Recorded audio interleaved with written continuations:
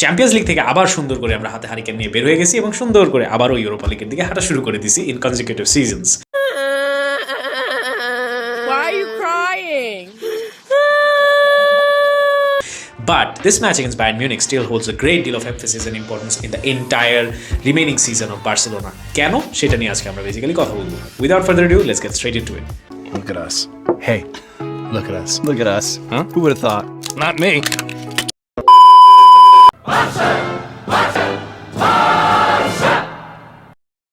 So Champions League and Barcelona are like those toxic relationships where it's a one-sided love affair and আরেকজন আসলে পাত্তা দিচ্ছেই না।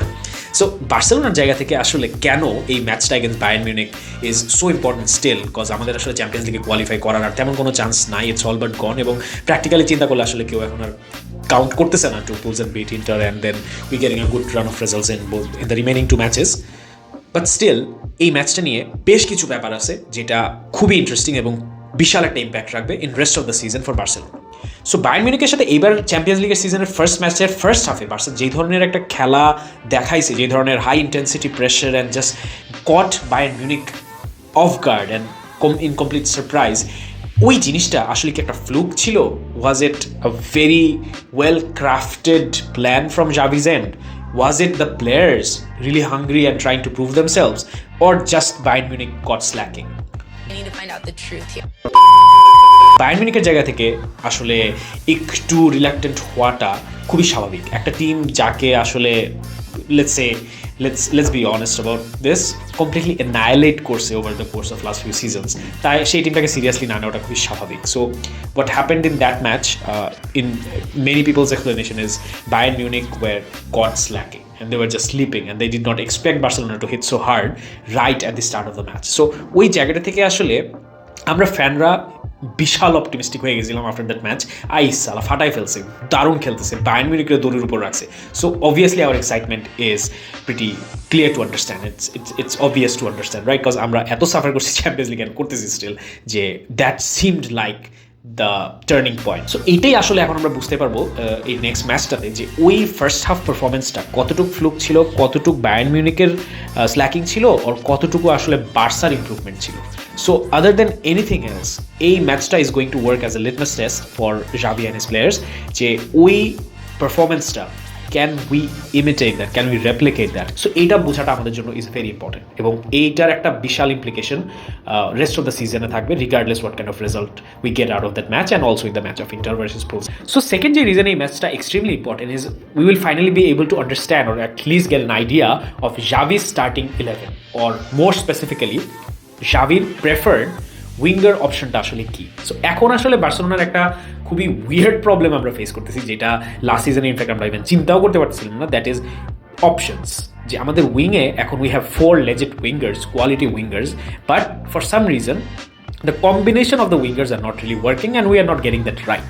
So ওই জায়গাটা থেকে আসলে আমাদের স্টার্টিং 11টা আসলে কি, যেটা আমি লাস্ট ভিডিওতেও বলছিলাম যে ইটস আ হিউজ প্রবলেম। আমরা এখনও জানি না আমাদের গো টু স্টার্টিং 11টা কি। ইনফ্যাক্ট জাভিও probably doesn't have a proper idea যে স্টার্টিং 11-এ আমি কোন 11টা প্লেয়ারকে একদম ক্লিয়ারলি দেখতে পাচ্ছি। সো ওইটা একটা ইনজুরির কারণে হোক বা যেই কারণ জেলিংয়ের জায়গা থেকে হোক, নতুন প্লেয়ার আসছেন, সব কিছু মিলায় ওই জায়গাটা এখন একটা ধোঁয়াশা আছে।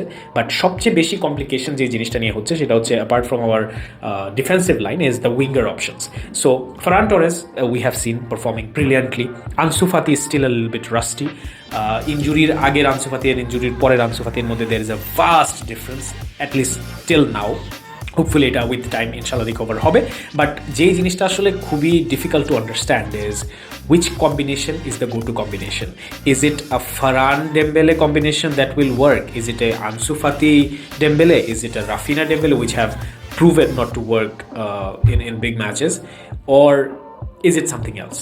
Maybe Memphis comes into the scenario once he recovers from his injury. সো এইটা দেখাটা অনেক ইন্টারেস্টিং হবে যে উইঙ্গার্স হিসাবে Xavi in big matches in pressure situation কোন দুজনকে প্রেফার করতেছে, অ্যান্ড জাস্ট ইন জেনারেল ডিয়ংয়ের কন্টিনিউটি থাকে কিনা, বুস্কেটসকে আবার নিয়ে আসে কিনা, বা এখন যেহেতু সার্জি রোবার্তো নাই, বালদে আলবা একটা কম্বিনেশনকে আমরা দেখতে পাবো কিনা। সো ওভারঅল স্টার্টিং 11 নিয়ে will get a very interesting perspective and also a clear idea যে এই কারেন্ট সিচুয়েশনে Xaviর প্রেফার্ড স্টার্টিং 11টা কি। The third thing, attitude.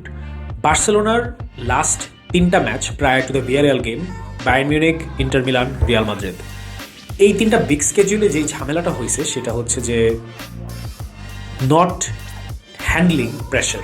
প্লেয়ারগুলো নতুন, দ্য ম্যানেজমেন্ট স্টাইল ইজ নতুন, অনেক ইয়াং প্লেয়ার্স, অ্যান্ড ওভারঅল এই টিমটা নিজেদেরকে ভালোভাবে চিনে না এবং অনেক অংশেই তাদের আরও এখনও অনেক কিছু প্রপারলি ফিক্স করার জায়গা আছে in terms of jelling, in terms of understanding, in terms of being in the same wavelength with the rest of the 10 players.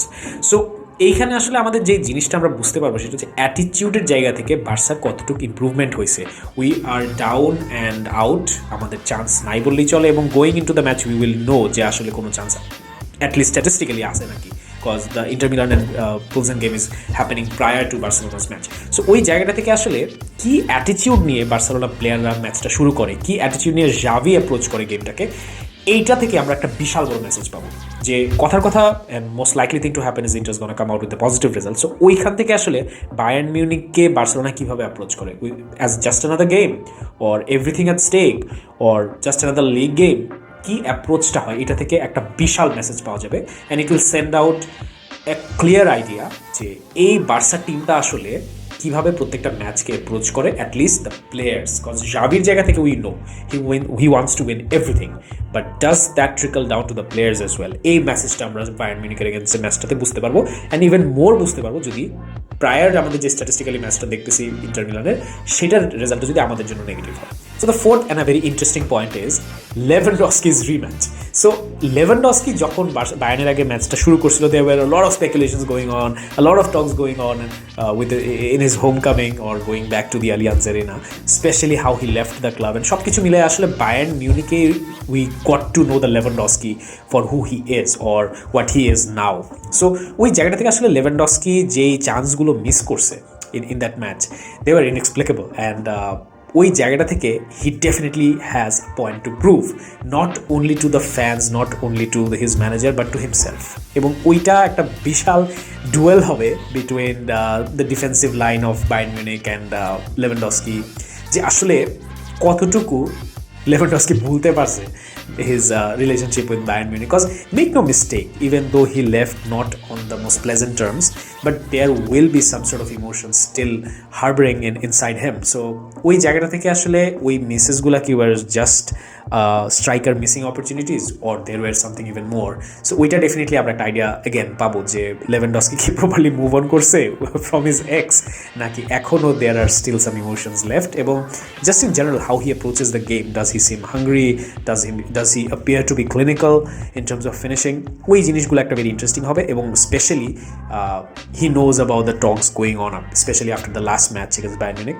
So ওইখান থেকে ও আসলে কীভাবে জিনিসগুলোকে কারেক্ট করার ট্রাই করে এবং কীভাবে পুরো ম্যাচটাকে কন্ট্রোল করার ট্রাই করে, অ্যান্ড মোস্ট ইম্পর্টেন্টলি যে অপরচুনিটিসগুলো, কজ অপরচুনিটিস আর ডেফিনেটলি কোনো কাম হিজ ওয়ে, ওগুলোকে কীভাবে কনভার্ট করে বা কীভাবে ওগুলোকে ম্যাটেরিয়ালাইজ করে, এই জিনিসটা is going to be very interesting to look at, and this will also send out a very clear idea again about how Lewandowski is going to perform in this entire season. And last but not the least, the biggest question that we are going to get an answer of, or at least a hint of, is Barcelona back at the top level? So এই কোয়েশ্চেনটা আসলে আমি যদি আর একটু clear করে বলি, আমাদের এই সিজনে treble obviously we can not realistically hope for.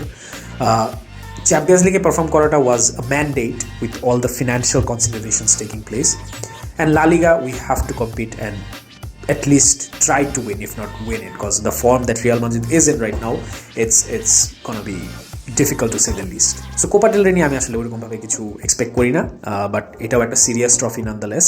So এই ম্যাচটা থেকে আমরা একটা রিয়ালিটি চেক পাবো যে বায়ার্ন মিউনিকের সাথে বার্সেলোনা ইন 2 ম্যাচেস কোন লেভেলে পারফর্ম করতে পারছে, and specially when the stakes were high or they were counted out or they were not expected to perform on the level that we want them to perform in. So এই ম্যাচটাতে যেটা হবে যে regardless of the result, even if we lose, but how we perform, how we play, cause first ম্যাচটাতে কিন্তু আমরা 2-0 হারছি, and still I am very happy about that match, cause ওই ম্যাচটাতে আমরা যেরকম খেলছি আমার মনে হয় লাস্ট 4 সিজনে বার্সা এরকম ফুটবল খেলে নাই।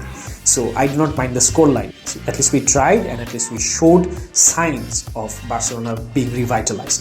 So ওই জায়গাটা থেকে এইটা আরও একটা প্রপার স্টেজ হবে যেখানে maybe some of the players can even go in all out having nothing to lose. So সব কিছু মিলায়ে এই বার্সার গেমটা এগেনস্ট বায়ার্ন মিউনিক আমার জন্য এবং আই ফিল জাভির জন্য extremely important cause they have a point to make. Even if they do not qualify for the second round, which basically is going to happen, still there is a lot to salvage and there is a lot to redeem if you are Xavi and if you are a Barcelona fan. Let's roll. So এই পাঁচটা রিজনে Bayern মিউনিকের এগেনস্টের ম্যাচটা is so important for me and I will be really looking forward to all this things that I mention and just I really hope that Barcelona can come out of this match with a very positive vibe and a positive feeling and carry that momentum into the league or the entire season that remains.